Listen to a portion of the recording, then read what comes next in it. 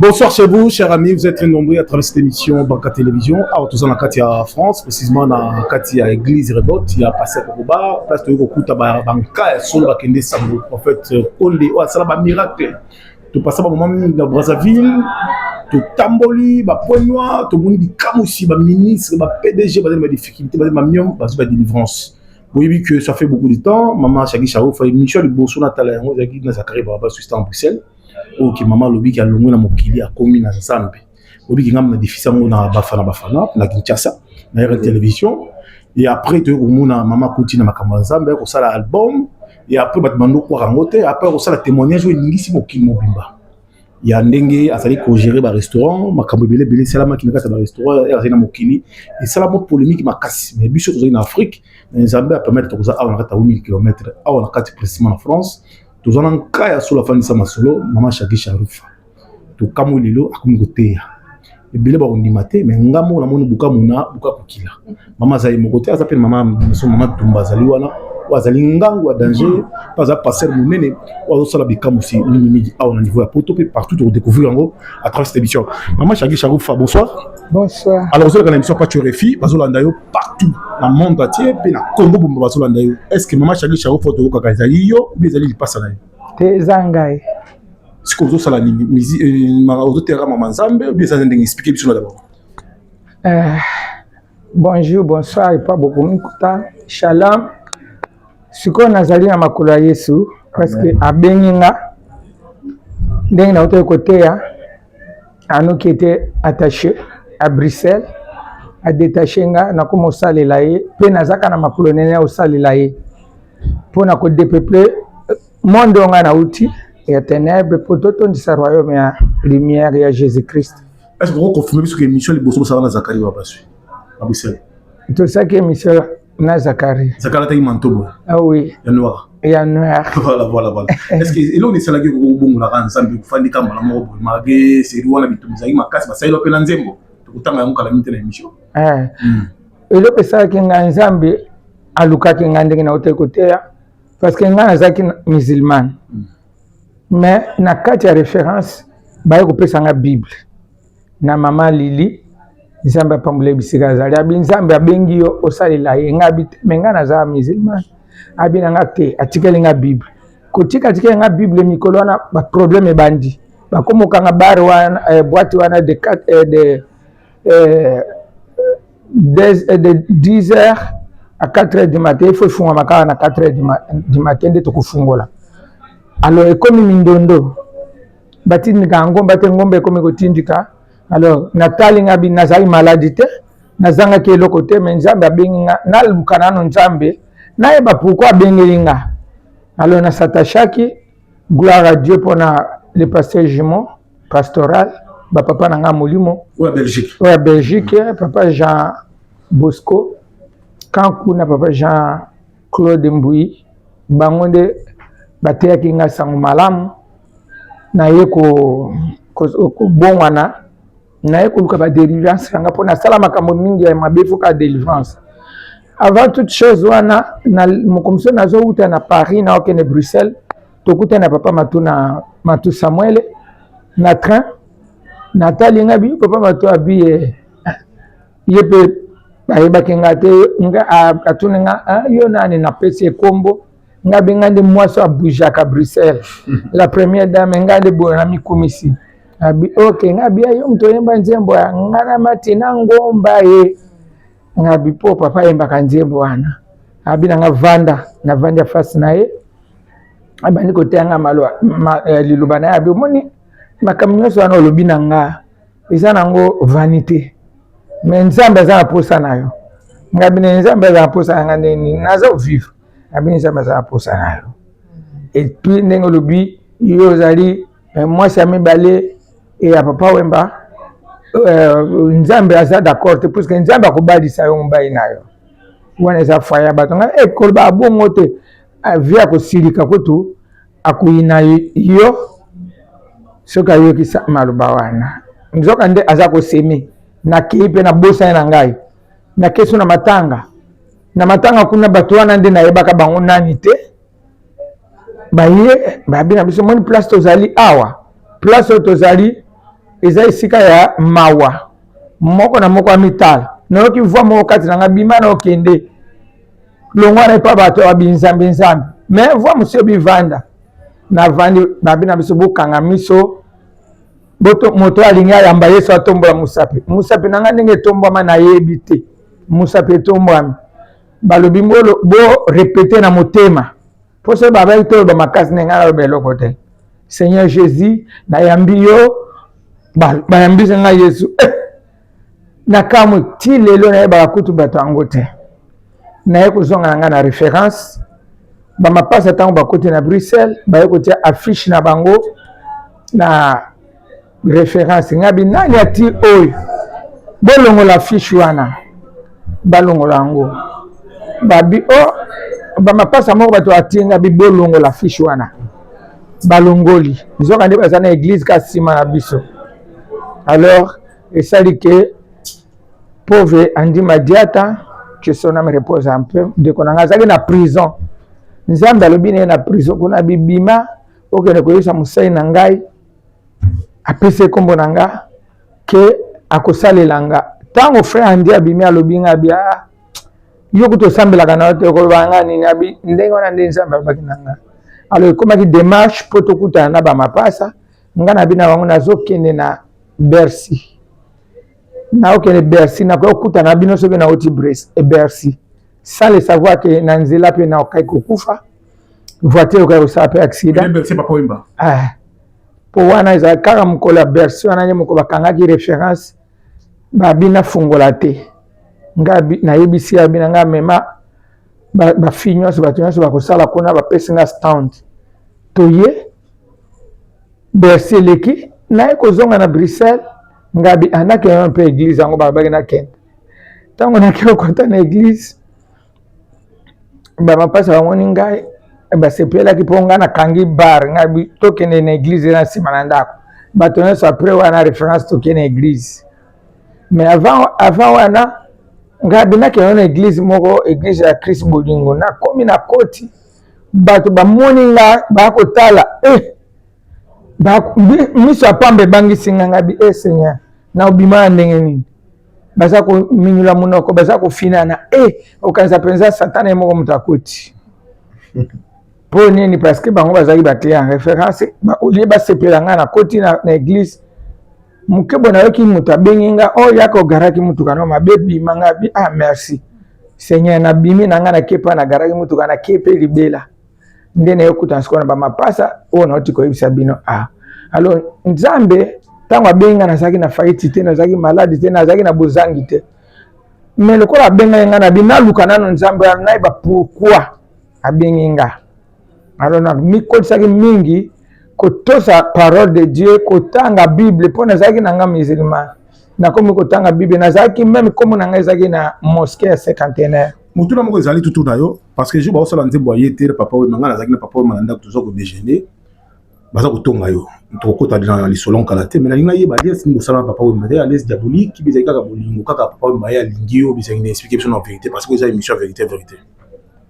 eza émission ya vérité je crois na sina loba mbala na mbala nga na bi mobali soki aza na likambo na ye akosala koyebisa mwasi te mwasi mpe soki aza na likambo na ye akosala koyebisa mobali te ezali alingai ngai tovandaki ndenge wana et en plus de ça avantage na ngai ezalaki parce que na leo wana nazalaki na bamoyen naza kosoutenir orchestre naza kosoutenir tout mais kolobaka tosala alliance wana en tout cas parce que koyimba ko banzembo noko ba référence eza ba chanson moko d'œuvre en fait papa parce que nazo même na ba découverte on a sali Pepe Kala va kufa azali na mwasi mameli Zabolo azali démon déesse ya mai oyo asalaka alliance ayembelaki mameli Zabolo jour pe ba délivrance nazalaki wana na ko découvrir kokufa papa oyo mbape na ndeko ya ye ko simbele téléphone et ba osala délivrance papa mba bimi na kati ya nzoto na ye alors que alingi te basambela musique ya mokili parce que eza musique moko ya passe azo souffrir place azali mais kozala na yo ya za musicien osala ba succès alaxa au place moko te la bomba mpungu même na sa mesa ou bien boy tout ça ou bien bakanya mezali po za mutete la te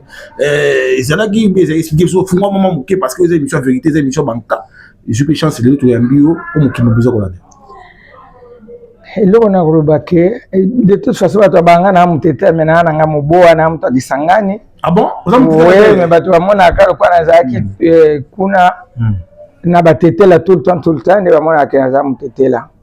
Nazali bakamarade batetela pauvre famille Omanga, nazalaki mpe na ya Marie nde yango na famille pe ya nanga balaki na batetela nde bato bamona na mutetela menga naza mutu akisangani. En tout cas nazoloba lelo molimo ya papa epe manakimia jamais moto kutu sola binanga bongo na wanga na kaponga na yebi kele abala muzika isalamaki lokola ngai nde nazalaki fondatrice avec la musique na pesho ango ngai moko mutu naza kota ba biloko pour vivre na loba med fois na ba témoignage na ngati siko bato mususu kutu o ba yebi ata histoire ango te baza ko mikotisa baza ko kanela nga ba histoire be fasaka te. C'est ça exactement lelo na lobi soki mama Shakufa za sutaki nde baba na koloba moi sola na baba na kolela baba na koloba non il faut ba loba le nga nazali parce que makamo na ba keza bongo jamais musicien ta moko akoleka aya ko démentir c'est que akotaka na après l'histoire.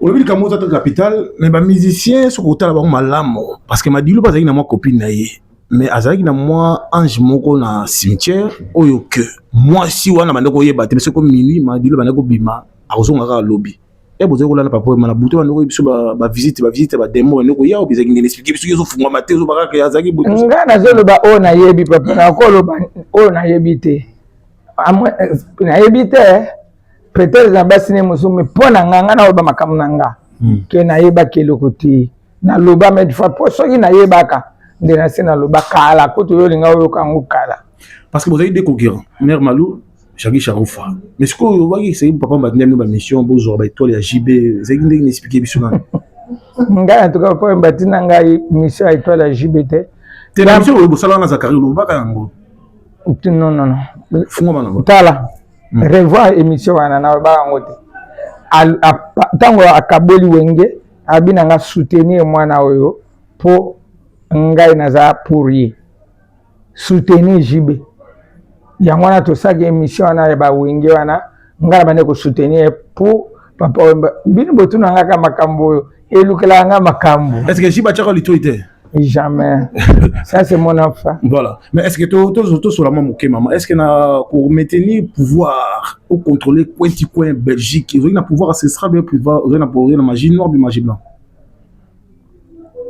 pour na contrôler on a sina loba ça dit que cause a toujours un succès parce qu'il y a des gens même des députés des sénateurs donc vous avez témoignage il y a pas parlé que Anga Mariga Samba quand il est venu en Europe place bando ko lia mingi ma réunion pour mais il y a pas na yo référence siko to éviter siko osana moi le loko de ko benda batu nous salon ba kisi auto tumba bloko bien ça expliquer sur vérité parce que to za ba sala nzambe so c'est nka ba bibise bango abi makala siko ezati contact ngai loko na seka po oyebi po wana oseka pona donc otala ozotala ka donc otala ka te batu manje nanga na lobaka nyonso te kuna ezaki pouvoir eza magie blanche et noire ezala nini kuna na référence na lobango na bomba te soki po ozwi otali bato moya yangata na YouTube okoyoka yango soki okepe pa papa Francis lo sombi ba vidéo na nga témoignage okoyoka yango 5 témoignages na bimisaka mes origines source de mes malédictions mes fétiches les alliances avec le monde ma conversion comment j'ai eu mon mariage ezali makambo zotu nanga eza ko yoka kana ngate somo trop soko yoka kanga de opportunité soko revoir pe émission to saki na yo ko yoka na jamais na koloba naza musala nzambe naza na changer kana longo et pas peur de mensonge na comme pas vérité c'est comme la vérité ndé melanga ngam bato ba kika lobi na ba côté ba village molokani soki na lobi kaka to luka eto ko sale ba ko sanga le côté parce que moi j'ai Jésus en moi waza kati na ngale ki makasi biloko nyonso zo luka wana na lobango mais na ko kosela mutu likambu te non Je sais pas. Maman Shagi Charouf to vraiment ngomami parce que donc ngizali ba sala nzambe peut être occupation ebele mais tout selon si l'actualité du jour au bongo nzambe. OK n'est pas maman na biso itika biso prophète munene na pasteur. Maman na biso ya maman olangi akufi. Est-ce que vous avez une église kuna ou bien vous changez nos camps? De sali na yo wengene na yo. Kuna seulement na botami ils ont la place à l'éducation mais il faut pas que c'est classe. Aba na première tia comme na université. Kuna za ko université nanga. Pona nyonso na sala kina oyo na lekaka faina koma na ministère chrétien du combat spirituel.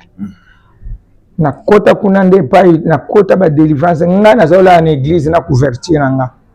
Na tagi ki première dame était. Et puis na passaki de désert en désert. Ce qui nzambe abenga ngati. Anu azaki attaché kaka na mbongo na lokumu na kuyemba na nini jamais na ngana kokoma ti lelo parce que na lekaki de désert nga moto saki to na mbongo mais saki ezozanga ta 1 franc. Ah bon? Alors na témoignage na ngana ko c'est pour bato ebele bakimaka nzambe mpo na désert. Désert eza passage obligé. Il faut le cas désert nde okoma epa nzambe azokomisa yo. Or na oso ezali Briti il faut comme ça on sango na no bataille yango bien na lekaki yango na kati ya Bruxelles batutu bakimi bamituka to bendo ya batu bamituka nyoso musoko tozana église bayeba bamemi yango na sitilelo biloko nyoso silinga na bi satana za na ideo na zipe ndamu na tikaki nango na kepesa na ministère na ziba valise 13 valises na pesi mama Lombo kendo pesa ba shege na balaba ya ba gris parce que pesa na balaba be non na pesa ki aza musala nzambe na pesa ki na pesi na zimususu na kena tiki na croix rouge na kaboli ngabe na zoko ideyo na biloko nayo oyo tikaki oyo nazwaki yango na ngambu nayo pona ebiki nzambe na nga azongisaka na perda nyoso ndako pa reference zaki na perda makambo na perda mais lelo nzambe amsaka na nyonga mutute azongisele nga ebele. Jour oyo kanzembo ya ye te papa mazo yemba biso fali na ndako toujours déjeuner papa mazo yemba en acoustique ya pas na Paris na ville parisienne à côté Penzembo mantu bazo kaka siko moyen zate parce que mutu aza soto botuna na so motro.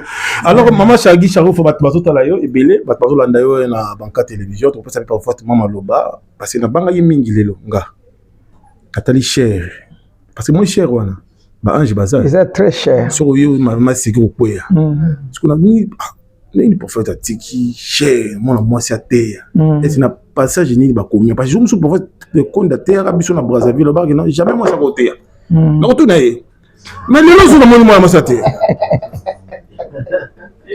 o banga ite ba bengso o teya na banga kite pour moi mwasi ateyaka parce que Jésus tango seko ya kutana liboso na mwana mwasi akutana na Marie abina ye kende koyebisa bandeko na nga tokokutana bango na Galilée va dis-leur et puis le même apôtre Paul parce que c'est pas ici dit l'internet c'est ainsi dit Paul toyebite so azaka na problème na mwasi na basi ko basi ya Corinthe bazaki bato ya basongi azolo bavandi kuna azoganga oyo aza nsima azoganga bobo babite moto amutava na pembeni na mwasi na ipo expliquer ka ye makomi balobi na Joël 2 28 ebina ko so kititi na bavene ebina ko tika molimo na ngai pa bana na bino na ko sapo mena ko tika pe pa ba serviteur na ba servante so que na acte des apôtres même. Donc, yemoko Jésus motabandaki nano ko valoriser ministère na biso ba mama pour abotami na libuma mwasi. C'est que moi c'est te iloba. Na za comme père spirituel na yo na makamanzabu. Père spirituel nga. Et comme mobile nanga mezaki ba mapasa. Na tia loboko. Nzati anga loboko. Pona comme bishop. Mobile nangai. Ils ont besoin d'un bloc à chef coutumier parce que tout le monde a donné le pouvoir de chef coutumier. Mon ben anga za donné le mon ben anga comme ne apôtre bongo jabati.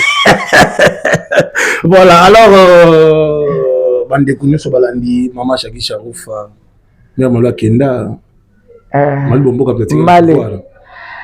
Malakenda mais kini bambule bele malakenda mais ayambaki Yesu akendaki même avant kuta kufa azalaki na pasteur Hippolyte moko yango papa Ngeleka moto ateyaka ate ezalaki tantôt plutôt mais ayambaki. Alors bandeko biso bazotala pe biso ozala bana combien? Nzambe apesinga bana ya molimo ebele na mokili boye te. Papa zoloba okala te ozo mapasa. Amen.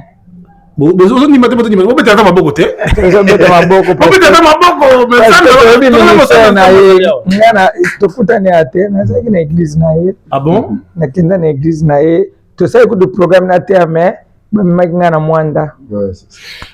Maman Pambola batu ba la biso oza pas tuer RFI. Alors chers amis non c'est na Congo na biso. Bozo soutenir ba musicien to. Bozo soutenir batu belé. Mais bozo bossa na bato baza ba référence comme ba icône ba mécène munene. Mais to koma ba Willy Musheni, to koma la ba bena biso. Tcha mbala za mutakala powe. Alex Fumo sipe mutakala. Mais to zana maman la biso Shali Sharoufa. Ba kondia Congo. Ministre de la Culture. Et bossa la ba événement. Attends 1 million plus maman ça sa fondation Shali Sharoufa. Bah bossa ba exposition papa Oyemba. Mais ba ba histoire ça maman. Magi maman maza nazali mais etali biso te somme trop. Mais tout le monde la vérité. Pour mettre pas à référence. Pour mettre à confirmer. Bah tout je papa ma côté prison mais ça le même événement. J'avais suivi ça en février à Zakari. J'avais suivi ça. Nous vous avez mobilisé en Bruxelles. Tout le monde mais maman Madou partout tout le monde c'était vraiment mais la Bible en prison. On a pour la prison oui. Voilà. Alors bah konzi mboka ba Rolanda yo. Konzi mboka Rolanda yo. Sans faute. Première dame Rolanda yo maman Denise. OK.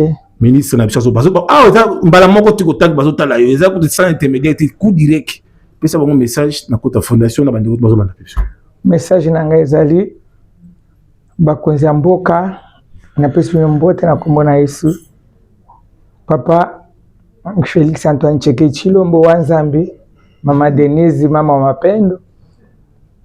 Nazali na fondation na Kinshasa na soutenaka ba veuve ba orphelin na tonga école ya muke ezaka na 3 portes pona bana ne mutu moko asunga ngate nazolele pa na bino na tika ya mukili na ye na bonzambe me Nzambe wana tusha mutema bino po bosunganga na charge na zana ngo soki oye na Kimpoko na entrée kaka na Kimpoko na entrée kaka otangi kombo nanga kuna nyoso bayebi nga pona ba œuvre na kusala kuna na saka ba œuvre belé na zana Kimpoko Academy na saka ba œuvre belé ya ko soutenir na moyen muke na zana ngo pona za susu ndenge ba moyen za kite mais pas Jésus eza plus parce que na zana pe mabomoe tina ajo yazo gardenga pe azako pesa ya kupesa ba veuve ya kupesa ba fela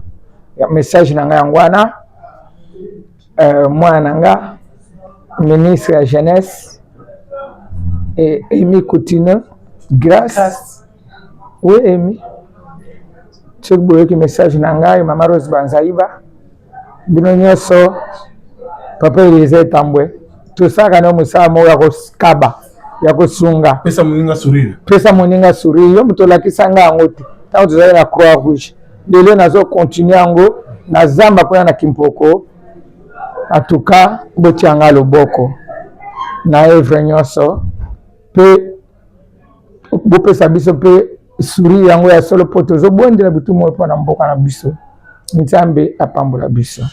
Maman Shagi Sofa Bambote, ça fait maman quelques paroles pour te clôturer l'émission. Après, toujours moi snap rapidement la photo. Ok, Mbote nazo pesa na mwana ngai Wivine Buka Evangeliste International et pas naza kuvanda na pesa na Londres. Azali na Paris na Londres c'est pas ndako nanga tuvana mbali nanga. Maman Marie José Kapaku na papa Antoine Mbote apote Chibe Mbote mama Marie ana Abiana mobile na ipe Mbote Bishop MC Tumba Mbote, couple Kiangata Rose na papa Richard Mbote, couple na Bosanité Immaculée et pas Ozali Omanji, sans oublier encore Moussa Nzambi Rema Sabaot Mbote mingi na papa Katalai mobile na ngai pa azali pe Mbote na ba pasteur na biso na ba église na biso ya Cameroun ya Londres ya Kinshasa ya Kisangani partout ozali Mbote mingi na ebite, sans oublier papa Kokobar Kerok o invité biso papa Apôtre Konde Israël Nzambe apambola bango mama Sala Sifa bango nyonso Nzambe apambola bango papa Etienne Somi Nzambe apambola biso nyonso. Je crois na bana na ngai nyonso Nzambe apesi nga bana mingi molimo na libota na nga mobimba Mbote poso to pesi ba Mbote lelo to ko umela trop Mbote pe na yo moko. Merci beaucoup maman. Na honorable Zakari Bababasi na Pacho Panda Moïse le Sauveur Maître John Nzambe apesa biso nyonso makasi to monana Mbote. Alors tu repères maman toujours s'il vous plaît maman toujours micro maman voilà. Alors maman Lilbana Rosalani na rencontre lelo parce que là qui message monene maman te ki biso pour mabetali punda yo retenir né. Vraiment so moni tellement na mona. D'abord se présenter na baté ba la biso voilà. Bonjour à tous ngai kanding maman lobi déjà. Pasteur Marie-Claire Tumba, révérende parce que baptisant révérende. Tumba Marie-Claire, babenga nga mingi MC. Voilà, MC Laxi Marie-Claire. En tout cas, vraiment, nga na yo zoapé par nanga. Donc, na épé nazala détaché, ba détaché nga vraiment lelo nazar ondimake na détaché. Voilà. Donc mon aika thème nga lobi en tout cas non, il faut na kende. Il pas un peu le mot qu'on peut sentir Robert chaleur. Oui, bien sûr. Ils ont Tikotak, hein? Oui, il y a Tikotak puisque nous avons qui passage biblique, non? Moi j'avais vu. Dans la talinette. Donc ils ont déjà témoignage. Parce que la diaspora ni bali ko sambela te. Surtout France sawa l'alliance mo ba formation ba za 3. Bali ko sambela te. Ou le to que l'église déjà les réseaux banda déjà na témoignage parce que na tangi sans lunettes. Alors que na tanga toujours na lunettes. Même si on a ta téléphone, faut na la ta lunette. Amen. Mais na salle exprès quand on a dit tout à l'heure na bina tanga na vraiment na ta sauver ici. Na tangi passage biblique. Donc voilà. Pour Mathieu Samuel le 15 novembre. Oui. En France et na Rena maman père opé le bassin pour te clôturer en beauté. Voilà. Ouais, le 15 on est là toujours soutenir yé. Ngana ko kotika été parce que aza parmi bateau ba soutenanga pe na Kinshasa na mama Sagi on naza toujours manaye puis c'est nga pe naza na association des Abigail na soutenir ba veuve na ba orphelin na ba fille mère donc toza na maluku so utabu koti na page nanga au mona mama Sagi azali puis on se soutient toujours to sala kaka na mwa muke nzamba pesa biso parce que na ebi passe ya veuvage na ebi passe ya orphelin. Donc, biso zanga papa nanga zaki arbitre international Tumba. Ah bon? Zaki grand imanien, mais l'air a foufiti à Koufa, nani moka na biso sape l'oroute, donc quand ndenge c'est un joueur à le pas. Pareil, mobile nanga, donc nazaki moi si ya naza veuve ya Tambwetich. Ya nazo benganga belle sœur. Ah bon? Voilà. Donc boyebi azaki ba benge chichi la qui s'y mettre. À ça à format ébélé, à ça là ébélé, mais pareil, gouvernement paye, à ça là paye l'outil. À partir à wana prophétie, on a na sala les Abigail.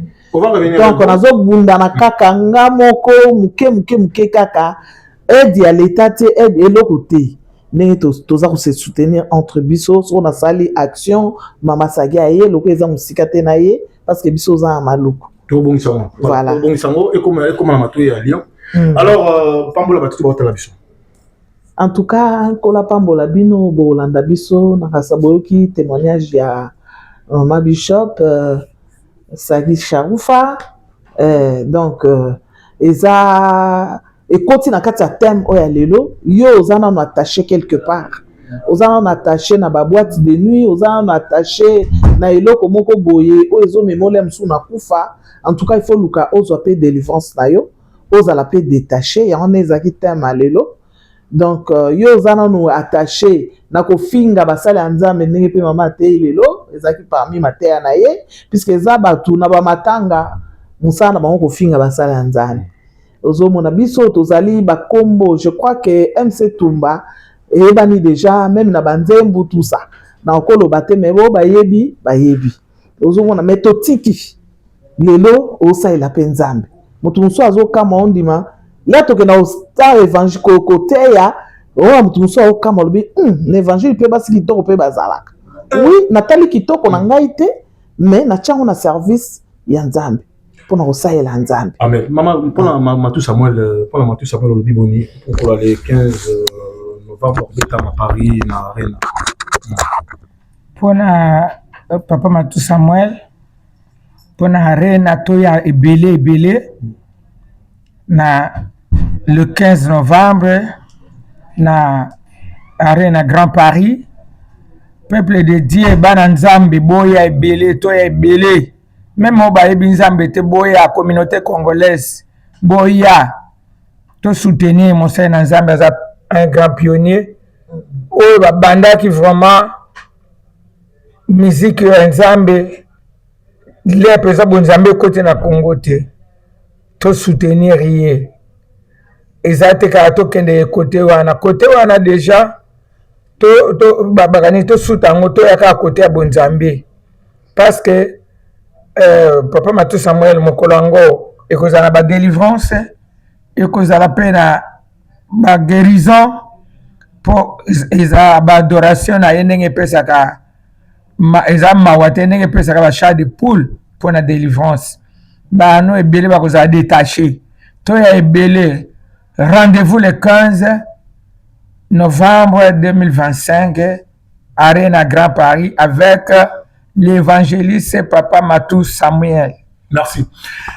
Je confirme avec force dans ma écoute batali biso Maman Ombra la passion botebele Clara Kalom Marcelombi à Micheli Bolombe Mputu Mayu botali pebiso vous allez belé Samso Samakora Maître Ndambashi vous allez belé botali biso Tebeza radio titozo na régie totala mama ninga za kote ya biso. Toleka.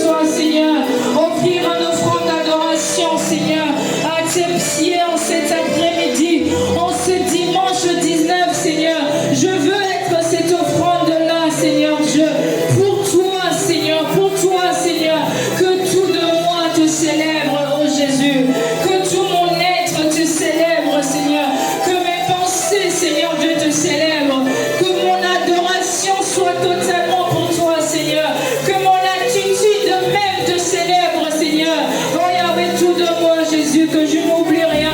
Je veux rien mettre de côté, Seigneur. Je viens, Seigneur Dieu, avec mon entièreté, Seigneur, totalement, Seigneur. Totalement, Seigneur Dieu, pour élever ta bannière en ce lieu. Oh, comme Seigneur, comme Léa, j'ai envie de dire cette fois-ci, je louerai le nom de l'Éternel. Cette fois-ci, je ne me plaindrai pas. Je t'appellerai Judas, elle a dit Léa, parce que cette fois-ci, je louerai le nom de l'Éternel. Cette fois-ci, je ne pleurerai pas auprès de mon mari, ni auprès de ma famille.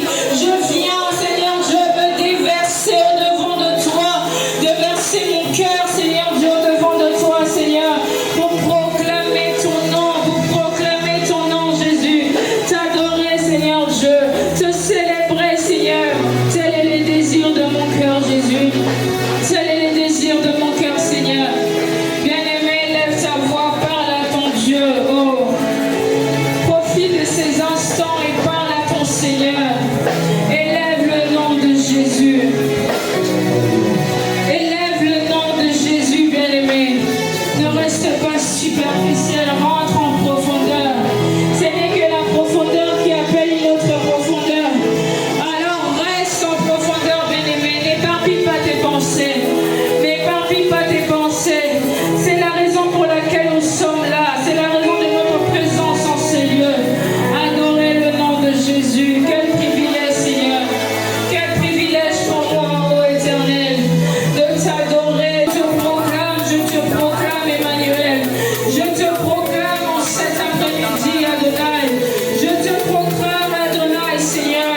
Tu es le Dieu de tout. Toi, l'étoile brillante du matin. Toi, l'étoile brillante du matin. Papa, je veux habiter à tes pieds. Yahweh, je veux habiter à tes pieds. Oh, bien-aimé, je ne sais pas, nous ne sommes pas là pour chasser des démons, non. Nous sommes là pour donner gloire à Jésus.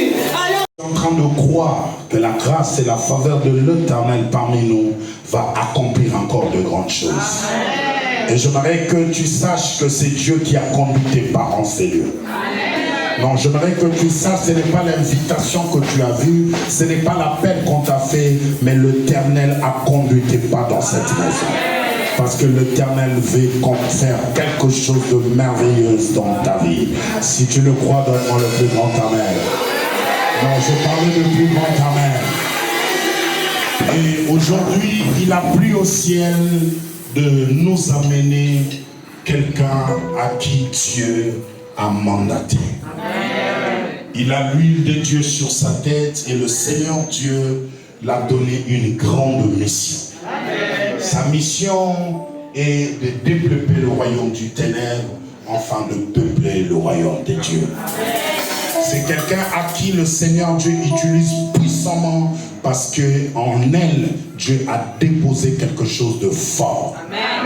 Et sur ce, j'aimerais que tu sois très attentif dans tout ce qui sortira d'elle. Parce que l'Éternel Yahweh, lorsqu'il convoque quelqu'un et il amène quelque part, c'est pour que la personne accomplisse vraiment le plan de Dieu dans ta vie.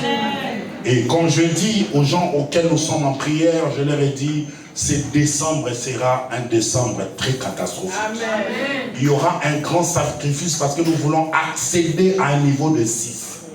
Ça veut dire que le chiffre 6 a toujours été le chiffre que le diable a beaucoup utilisé. Vous allez remarquer, on parle de 666. Donc avant d'y accéder, il y aura des sacrifices énormes afin que l'ennemi impose son droit de veto. Sur ce, j'aimerais que chacun soit conscient de sa vie de prière.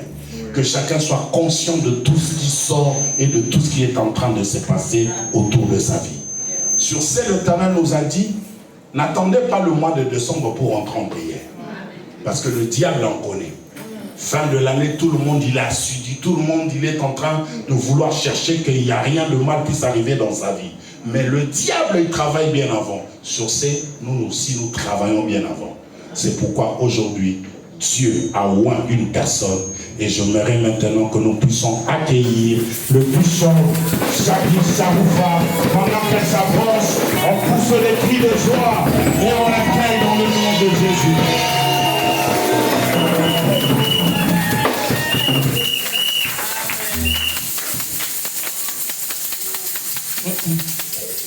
Shalom, shalom.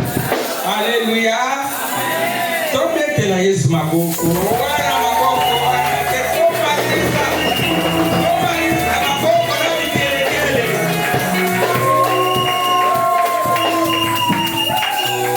Amen, amen.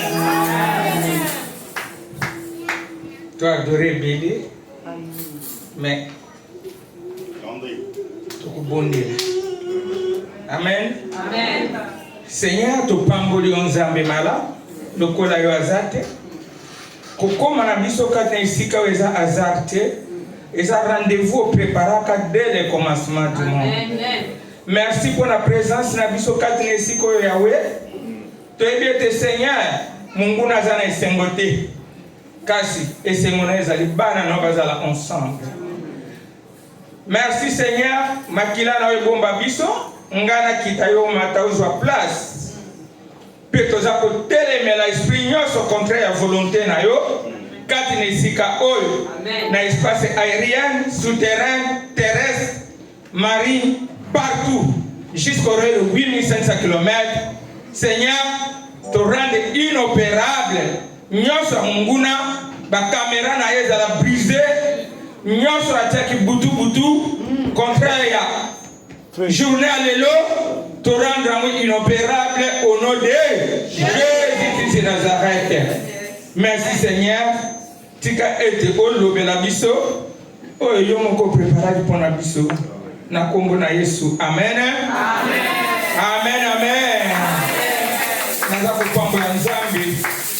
Jésus-Christ de Nazareth. Jésus-Christ de Nazareth. Oyo abongisi milulu. C'est lui qui a prévu tout. A utilisé apôtre Kerok. Il a utilisé Kokoba Kerok pour nous inviter ngai awa invité en ce lieu. hasard exact. Il n'y a pas d'hasard dans la vie. Ya mwana pesi merci. Na basali nyonso nzambe baza Tous les présent. serviteurs présents. Na ba oyo ba déplacer batiki banda ko baye. Placés qui sont venus ici. Batiki ba problème bazaki na ngona ba programme. C'est leur programme. Nzambe apambola Que bino. Dieu vous bénisse. Lisusu naza kopesa mbote. Je remercie Na chéri nanga. à mon chéri. Papa Bongo, apôtre Bongo.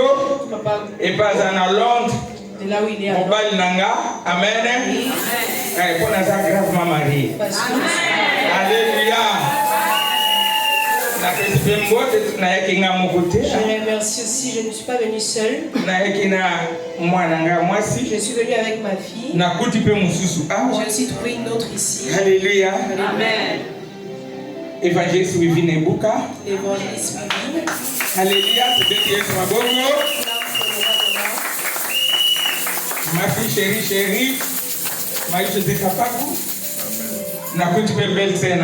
J'ai aussi trouvé je suis contente de la voir. Maman MC. Maman MC. Ma petite sœur chérie. Sœur chérie. Elle m'a dit je viendrai te soutenir. Elle est chante.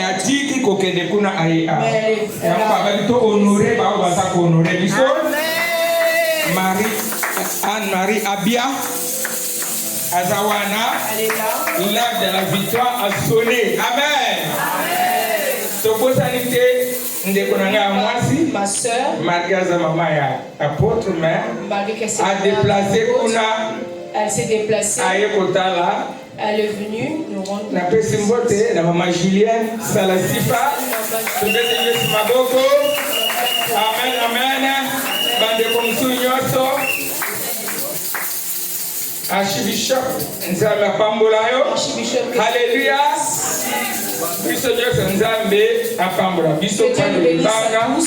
Ezande balobito pesa na mbode peto kubisa Nzambe. Amen.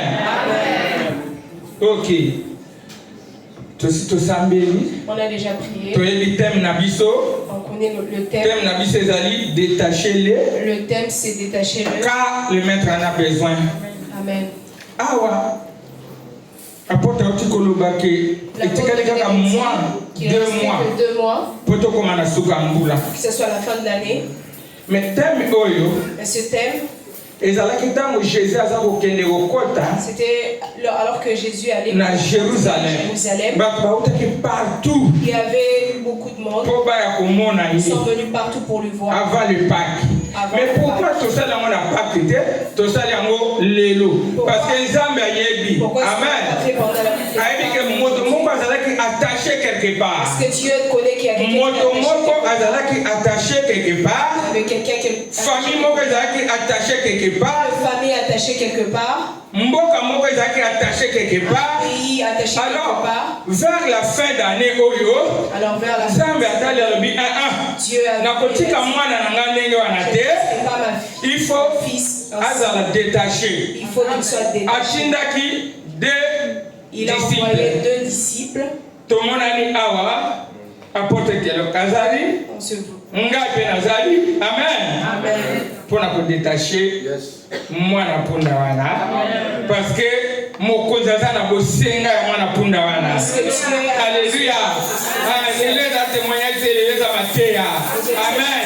Nga moko mpe nazalaka mwana mpunda oyo akangamaka na Bruxelles des années oyo asalaka makambo minene oyo asalaka baréférence mais ezalaki na mokolo moko oyo l'homme de Galilée alobaki détaché là le maître en a besoin malgré nazalaki musulmane asalaki yango te malgré mabe nanga bakisi bana asalaki te ntango aza koluka yo aza na besoin makambo osalaka te aza na besoin ya ame na yo détaché neka le maître en a besoin.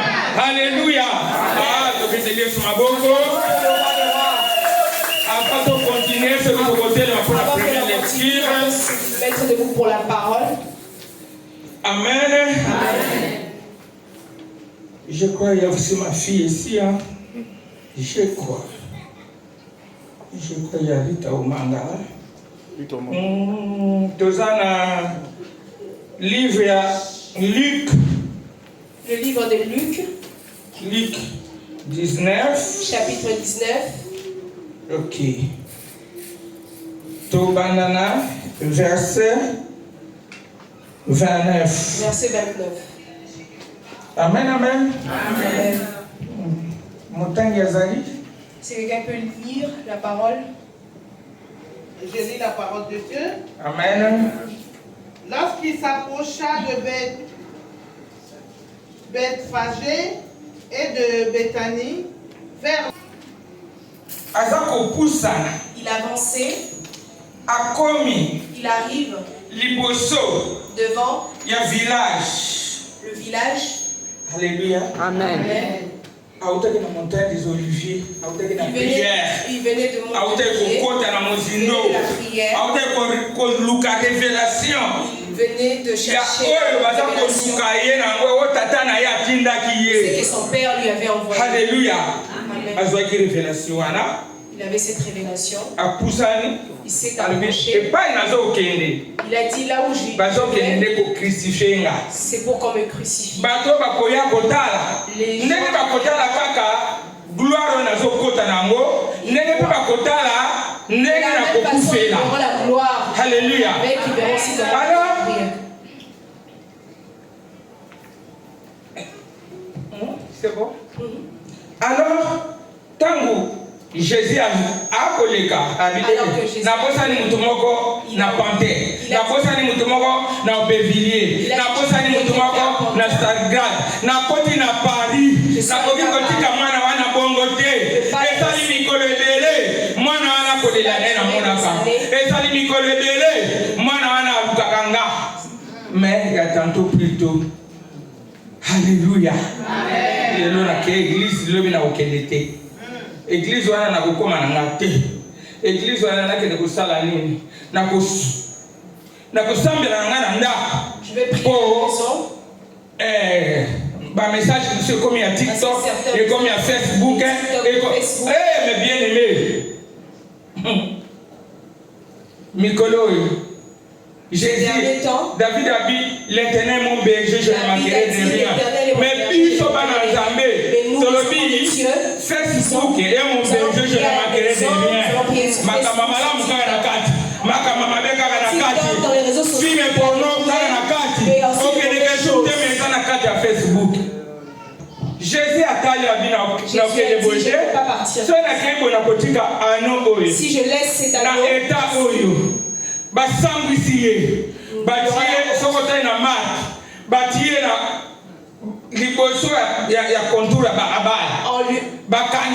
on lui a attaché. Si on l'a attaché, c'est ça. Alléluia. Qu'est-ce qu'on a? Quelle famille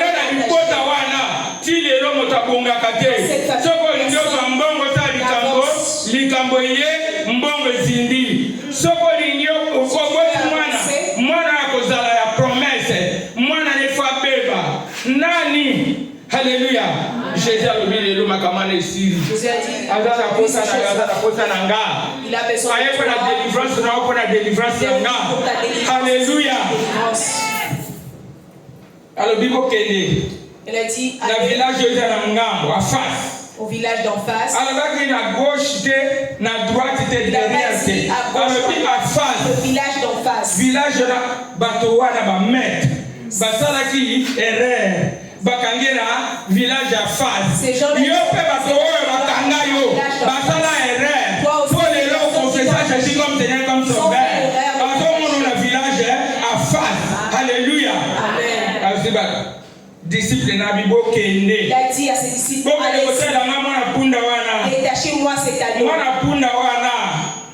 Na moni singa komi ko kata même nzoto na ye. J'ai vu le poids avancé, mais moyen avancé, exalité pour la singeza mukuse. Parce que le fil est court. Alléluia. Alléluia. Les lotas singa no ezaki mukuse. Nzambo ya kuna yo. Nzambo akosima kuna yo awa. Nzambo ya takaleta ile kikosa. Nzambo sema lokota. Oya lokota ngana libulu ya masumu. Oya chanja vina ngai. Lelo akokuta na awa.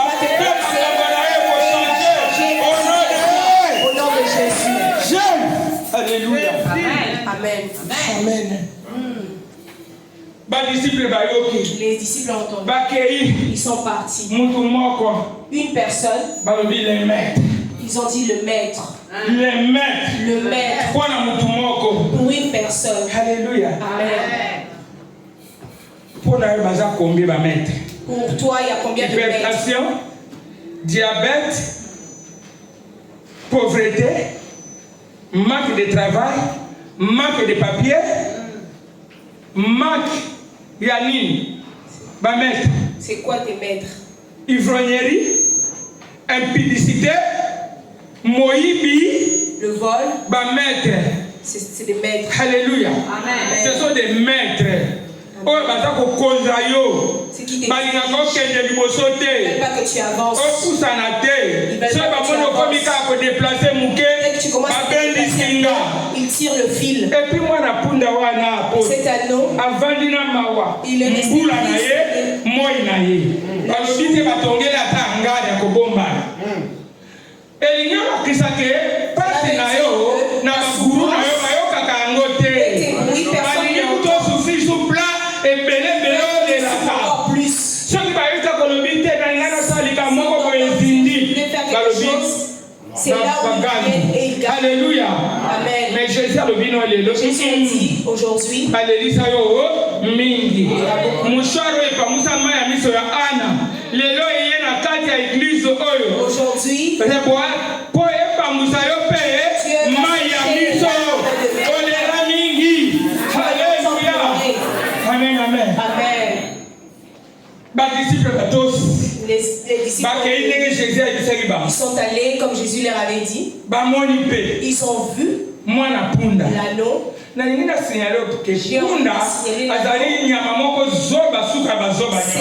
un animal bête. Alléluia. Tous les bêtes. Dieu aime les personnes. L'animal le plus bête de tous les bêtes. L'anneau, c'est l'animal le plus bête. Jérusalem habité. Moi la punda.